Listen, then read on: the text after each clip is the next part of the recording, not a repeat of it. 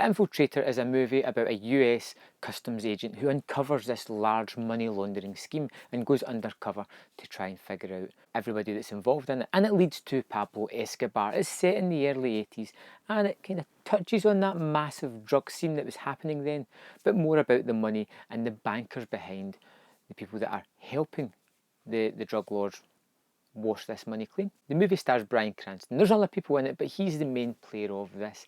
And watching this movie, you've just get this feeling that, yes, the guy's a great actor, but is he ever going to break away from one of his biggest roles of Walter White? The tale of this FBI customs agent is familiar. We've seen movies like this before where an FBI agent has to go undercover.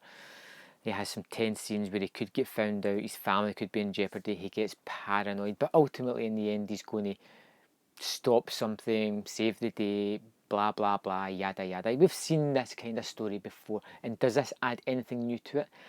Not particularly. In fact, it feels like the story is rather condensed and you meet these characters for a short period of time, but they're almost forgotten about as it finds something else interesting that it wants to focus on more than that. So you have the character of John Leguizamo, who's in the first part of the movie fairly strongly. He's there for a reason, and then he gets kind of sidelined, almost forgotten about. They bring him back at the end for a little bit, but the movie has the tendency to do things like that.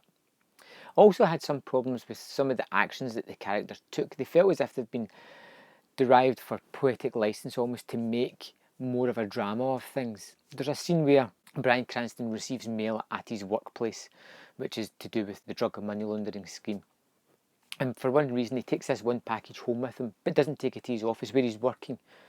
He leaves it sitting in the living room and blood starts dripping out of it. And it's there to like threaten the family, show how the family are being affected by his career as an undercover cop. And it just doesn't ring true. There's also another scene later on where his partner goes to his house to pick up his tuxedo. And there's a conversation there that's nice, but it doesn't ring true either. It feels like it's there to add an emotional kick to the movie. Doesn't mean that the movie's bad. It just feels like they've focused on certain aspects of it and they feel like they're trying to wring an emotional core out of this that isn't quite there. But the overall arcing problem I had with the movie is it's almost sympathetic towards a particular bad person in the movie. You even see it in Bryan Cranston's character. He feels sorry that he has to arrest this person. And I don't know if that's a message that this movie really wants to be sending out there.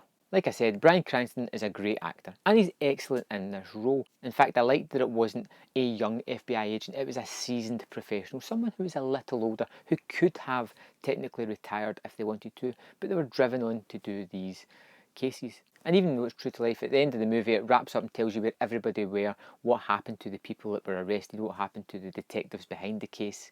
But I just felt as it would maybe have worked a little bit more as a stretched out mini-series where you could have delved in a little bit to more of the characters and maybe got a little bit more of an emotional kick to it at the end. I'm going to give The Infiltrator 3 out of 5. It was good. You're not going to miss anything by leaving it in the cinema and catching it at home. You'll probably get as much enjoyment there.